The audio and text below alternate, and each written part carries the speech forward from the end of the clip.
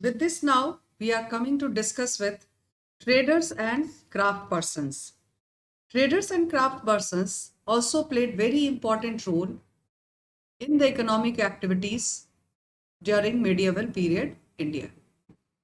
Indian craft persons, they were experts in producing good quality articles of different kinds. Not only particularly they were expert in one type of the commodity, but they were producing the different kinds. The many articles were produced by the Indian craftsmen. The accounts of Marco Polo. This is the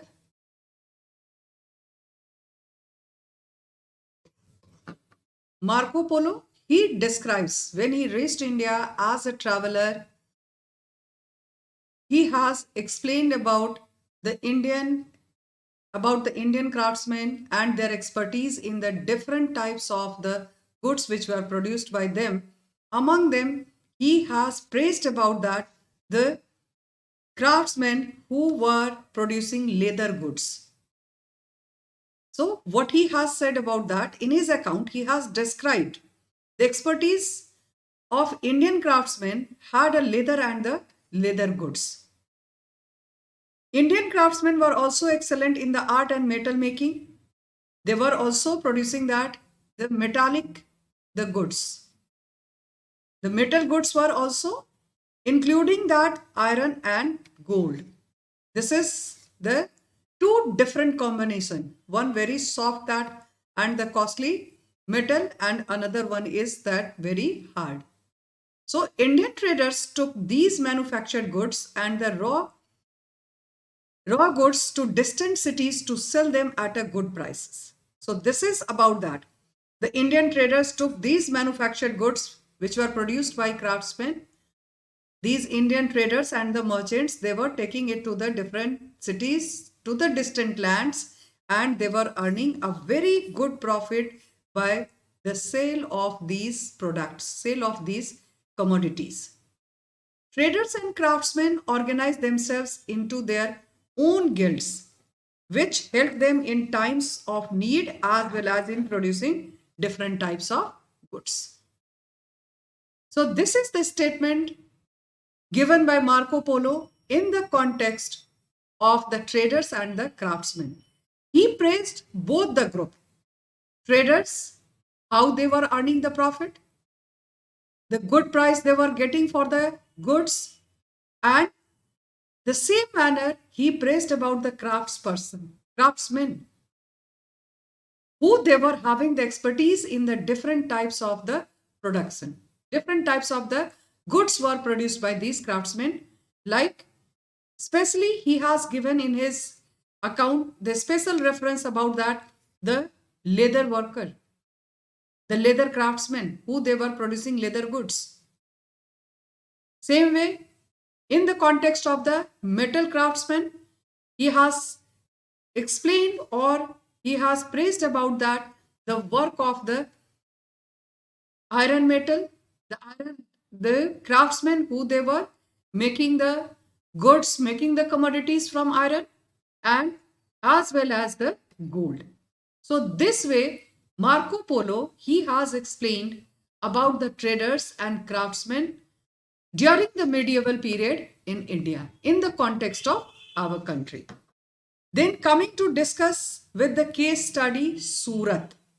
In this context, now we are coming to discuss how Surat was one of the famous trading center during the medieval period. Even though now also it's a trading center, but not how it was famous during the medieval period. Surat is a port city situated on the banks of river Tapati, or we can say that Tapi also, in the state of Gujarat. During the medieval period, Surat had become an important port city. According to Durate Barbosa, another traveler who visited Surat during this medieval period, in his account, what he has written about that, he told that Surat was an important port frequented by many ships from Malabar. Malabar is the another port of our country on the coast of Kerala. The Kerala coast is known as Malabar coast. The upper part, this western coast, which is along the side of the Arabian Sea, is divided into the three different parts: Konkan coast, Kannad coast, and the Malabar coast.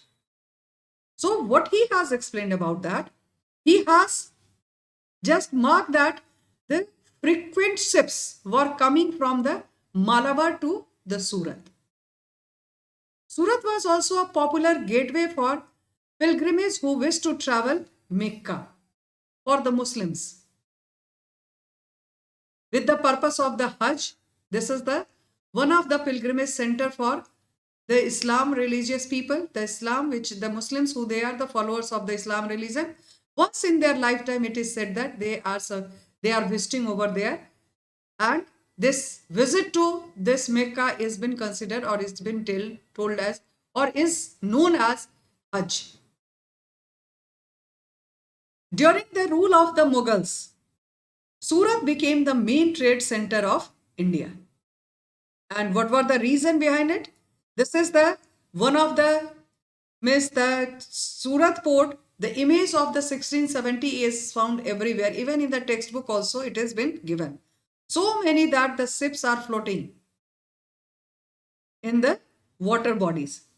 The strategic location of Surat. Why it is considered as a strategic location? What is the importance of that? The most important sea route was traced by the Europeans. Europeans now they have traced this Surat's location is very strategic for them for the trade and business. It was first occupied by the Portuguese and then by the British. All they were the European trading companies. Portuguese also, they came to India. French East India Company was also there. Other than that, Dutch were also there. The people, they were from either Holland or they were from the Netherlands. New name of this is Netherlands. And the people from this land is known as Dutch. So these were the European countries who they came to our country as a trader, as a businessman. They visited our country during the medieval period, inclusion of Portuguese, British, French and Dutch. Surat has remained as the center of trade and industries. The main industries are textile. Now also, these industries are still over there and it has been one of the most important trading center of our country. So, the question is that what type of the industries are here in on this land? The main industries are textile, rice, cotton and paper mills. Besides this, the Surat is famous for diamond cutting. Surat is famous for diamond cutting and polishing. This work is also been done over here. Very famous city for diamond cutting and the polishing. And it is often called the Manchester of East. This is often called the Manchester of East. So this is the Manchester of East, not for the Indians. This Manchester of East for the European continent, for the European traders and the businessmen. For them, our country is in the eastern part. On the globe, we are in the eastern part of the globe.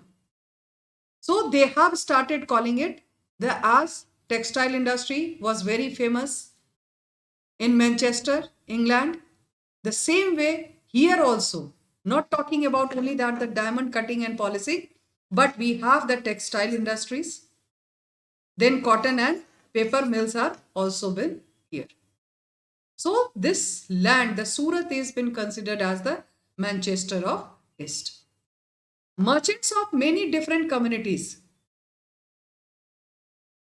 lived in Surat, including Multanis, Kashmiris, Muslim merchants of the Bohra community, the Baniyas of Rajasthan and Gujarat.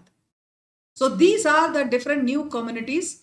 They emerged or they have given the recognition with that who they were also visited this land as a craft person, as a trader and businessman. Further, the city also had communities of Arab, Turkish, Parsi, and Armenian merchants. So gradually, these people they also started coming inside our country from the Central Asia, from the Turk. So this way, this land has attracted the so many that the countries of the world for trade and business. Surat was attacked by the Marathas in 723 AD, and in the years that followed, the merchants of Surat had to face the losses. With the attack of Marathas in 1723, now the traders and the merchants of the Surat they were in loss. But the English took advantage of this situation. English East India Company, British East India Company, they took advantage of this situation and they established control over half of the trade from Surat. Local traders and merchants, they were in loss. When the Marathas attack on this Surat 1723 AD, British took the advantage of this and half of the trade was now controlled by the Britishers. Dutch controlled about 1/10 of the trade. Portuguese were also there and now the Dutch were also there. 1/10 of the trade was controlled by Dutch. Surat enjoyed great prosperity between the 16th and the 18th century. In these two centuries, 16th and the 18th century, the prosperity was there in Surat. This land has enjoyed the prosperity. Under the British, the rise of Bombay became a major port and administrative center. Surat importance as a port declined. When the Britishers, they controlled the entire administration of our country, and when they have developed Mumbai, present day Mumbai, olden days it was during the British period, it was known as the British Presidency. They have developed a port on the coast of the Bombay, and that way the Surat has lost its importance. This is about that. A case study has been written over here.